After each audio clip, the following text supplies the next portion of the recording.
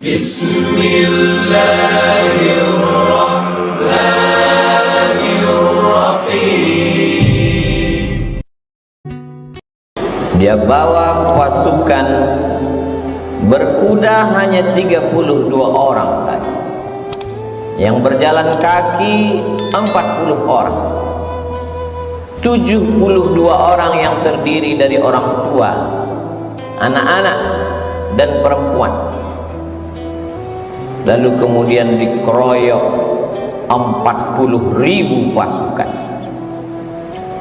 Tidak berimbang, karena bukan dua pasukan yang bersenjata. Rombongan 72 orang itu dipimpin oleh Sayyidina Al-Husain. Mengapa kita sebut dia Sayyidina? Karena Nabi yang mengatakan Innal Hasan wal Husain Sayyida Syababi Ahlil Jannah. Sesungguhnya Hasan dan Husain Sayyid, pemimpin anak-anak muda penghuni surga. Anak-anak muda yang gugur mati sebagai syahid nanti masuk ke dalam surga. Pemimpinnya adalah Sayyidina Al-Hasan, Sayyidina Al-Husain. Sayyidina Al-Hasan meninggal sebagai syahid karena dia mati diracun. Sekarang tiba giliran adik kandungnya bernama Sayyidina Al-Husain, membawa 72 orang. 32 orang yang naik kuda, yang lain berjalan kaki dengan tenang. 40.000 pasukan sudah disiapkan oleh Ubaidillah bin Ziyad. Sebenarnya Yazid tidak terlalu takut kekuasaannya hilang, tapi Ubaidillah yang saat itu menjabat sebagai gubernur Kufah khawatir kalau sampai Yazid tumbang, Husain naik, maka hilanglah jabatanku. Maka dia kirimlah panglima-panglima perangnya, Syamar ibn al-Jawshan, Umar bin Sa'ad, Zur'ah bin Sinan. Lalu kemudian Syamar berteriak, bunuh Husain. Maka mereka memenggal kepala Sayyidina Al-Husain, lepas kepala itu dari badan. Lalu kepala Husain mereka giring ke keliling negeri. Mereka ingin menunjukkan kepada rakyat bahwa kami kuat, kami berkuasa. 40.000 pasukan tentara kami meluluh lantakkan pasukan cucu Nabi Muhammad sallallahu alaihi wasallam. Untuk membahagiakan hati Yazid, maka Ubaidillah mempersembahkan kepala Husain. Lalu kemudian di depan Yazid, tongkat pendek mereka tusuk-tusukkan ke celah bibir kepala Husain. Sahabat Nabi yang hadir melihat peristiwa itu meneteskan air mata. Itulah bibir mulut yang pernah dicium oleh Rasulullah sallallahu alaihi wasallam. Hari ini begitu sampai hati kalian, memenggal kepalanya, menusukkan tombak tongkat pendek ke celah-celah bibir, mulut dan giginya. Tapi mereka memang sudah dirasuki syahwat dunia. Tak ada sedikit pun takut mereka kepada Allah subhanahu wa ta'ala. Keliling negeri mereka bawa kepala itu untuk menakut-nakuti. Memang nampak dunia seperti tak adil. Sayyidina Al-Husain punya seorang anak laki-laki. Karena cinta dan sayangnya dia kepada ayahnya, maka dia beri nama anak itu Ali. Husain punya ayah bernama Sayyidina Ali, dan dia punya anak juga bernama Sayyidina Ali. Tapi Ali tidak seperti Husain. Dia tidak membawa pasukan untuk membalas kematian ayahnya, karena dia tahu memang ini tidak berimbang. Kalau kubawa pasukan, mereka juga akan mati seperti ayahku. Walaupun mereka mati syahid, tapi korban sudah terlalu banyak, kata Ali bin Husain. Dia merubah strategi lain. Apa yang dia lakukan? Imam Az-Zahabi dalam kitab Syiar A'lam An-Nubala bercerita bahwa Ali bin Husain malam-malam berkeliling, tidak dengan pedang, tidak dengan tombak, tidak memakai baju besi, karena dia tidak membawa slogan perang. Apa yang dilakukan Ali anak Husain? Dia membawa gandum ke rumah-rumah fakir miskin. Di tengah malam dia berkeliling negeri dia lihat mana rumah anak yatim, dia letakkan gandum di depan pintu mereka. Orang tahu bahwa ini adalah gandum titipan Ali anak Husain. Lembut hati mereka. Gandum yang mereka makan berubah menjadi darah daging. Hati mereka sudah direbut oleh Ali anak Husain. Dia merasa tidak lagi ada manusia yang layak untuk mendengarkan rintihan sedihnya atas kematian ayahnya. Betapa tidak, pasukan yang tidak berimbang itu dibantai habis, dibunuh, karena memang mereka tidak punya senjata dan kekuatan. Kekuasaan tidak lagi ada di tangan mereka. Maka dia hanya mengadu kepada Allah. Imam Az-Zahabi dalam Syiar A'lam An-Nubala mengatakan, kanal Ali ibn al-Husain yasjudu lillah fil yawmi wal laylah alfa sajadah.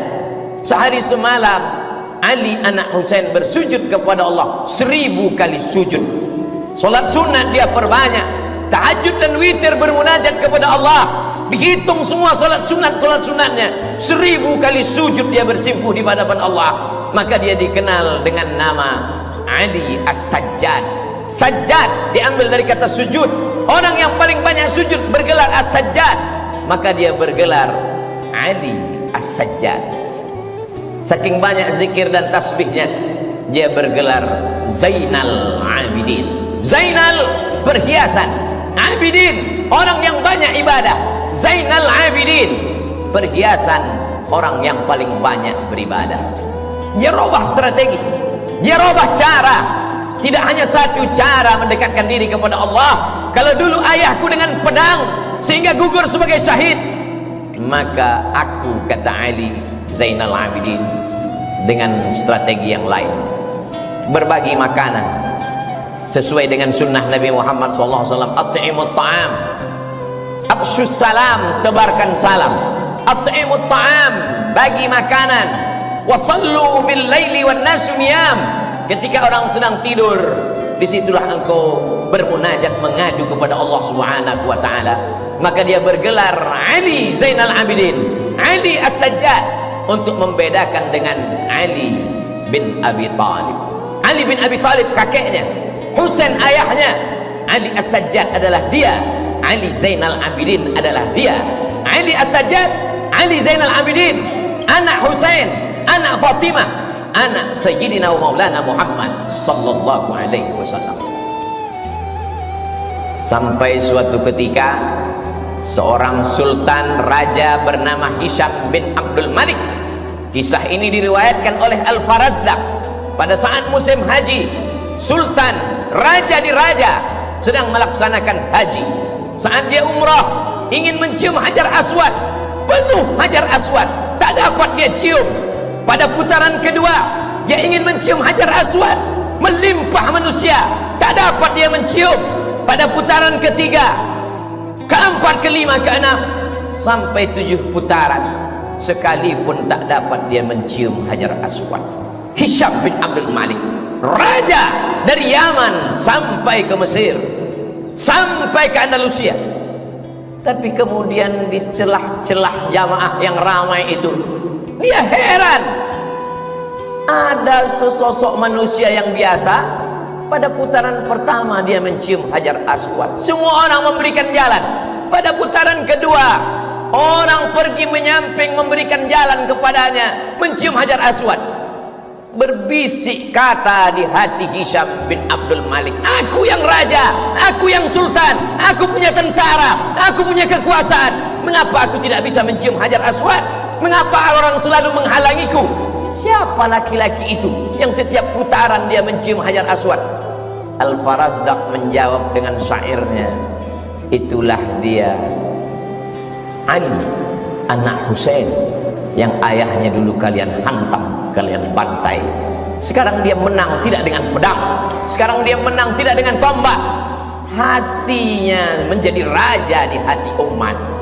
Di hati umat dialah raja. Di mata kalian Hisham bin Abdul Malik lah raja, tapi di hati orang beriman, raja mereka adalah Ali Zainal Abidin. Hari ini begitu banyak orang bernama Ali Zainal Abidin. Cobalah hitung di negeri, di kampung, di kota. Coba kita pejamkan mata dari sejak kita SD sampai kuliah, berapa orang nama Ali Zainal Abidin? Ada seorang ulama besar, sekarang berada di Mesir, kadang-kadang dia berada di Uni Emirat Arab, dia belajar di Yaman, namanya Al-Habib Ali Zainal Abidin.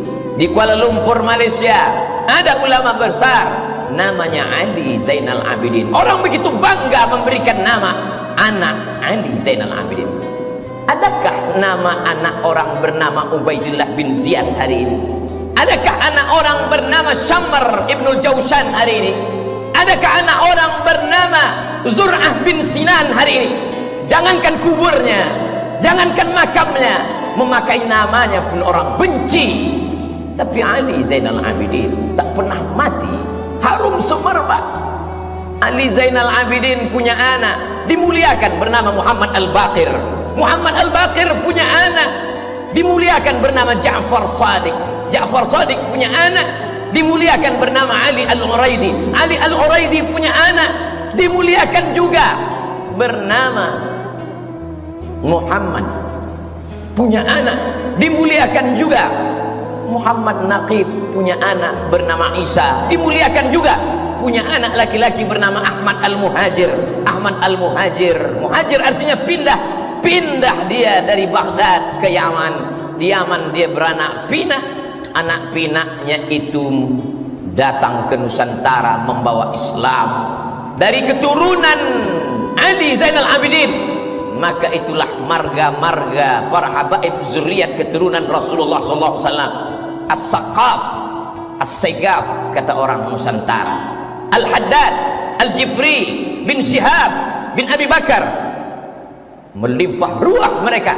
Lalu kemudian salah satu dari keturunan Ali Zainal Abidin itu menjadi mufti di kerajaan Mempawah di Kalimantan, bernama Husain Al-Gadri. Husain Al-Gadri punya anak laki-laki bernama Abdurrahman. Abdurrahman bin Husain Al-Gadri, orang pertama yang mendirikan kerajaan Islam Melayu di Kalimantan Barat, bernama Kerajaan Islam Melayu Al-Gadriyah. Istananya masih tegak berdiri hari ini di tepi sungai yang indah. Masjidnya masih besar hari ini, Masjid Al-Habib Abdurrahman bin Husain Al-Gadri. Begitu ternyata doa kakek mereka dulu yang teraniaya, anak cucunya tetap dapat berkuasa, tidak di Jazirah Arab, tidak di Yaman, tidak di Mesir. Kalau mereka berkuasa di Jazirah Arab itu biasa, tapi sampai di negeri Melayu mereka berkuasa di hati orang-orang Melayu yang bersyahadat asyhadu an la ilaha illallah wa asyhadu anna Muhammadan Rasulullah. Salah satu dari keturunan Ali Zainal Abidin bernama Utsman Syihabuddin. Orang Melayu memanggilnya Syarif. Syarif artinya mulia, karena memang yang mengalir dalam badannya darah mulia. Datanglah Syarif Utsman Syihabuddin ke negeri bumi lancang kuning. Ketika itu Siak Sri Indrapura dipimpin oleh Sultan Abdul Jalil.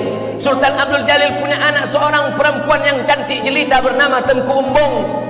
Begitu orang Melayu memuliakan zuriat keturunan Nabi, dinikahkanlah Tengku Embung dengan Syarif Utsman Syihabuddin. Lahirlah sultan-sultan. Sejak itulah maka di awal nama Sultan Melayu, Sultan Syarif Hashim, Sultan Syarif Qasim. 3 tempat mulia terhormat dijadikan sebagai namanya.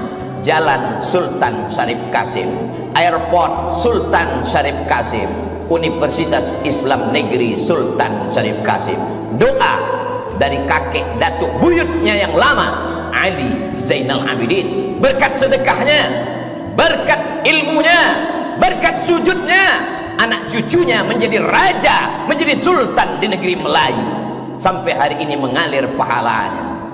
Tengku Umbung Habib Syarif Utsman Syihabuddin dimakamkan berdampingan di tepi masjid pertama yang didirikan di kota Pekanbaru pada tahun 1762 Masjid itu didirikan oleh Sultan Abdul Jalil, diselesaikan oleh anaknya Sultan Muhammad Ali bin Sultan Abdul Jalil.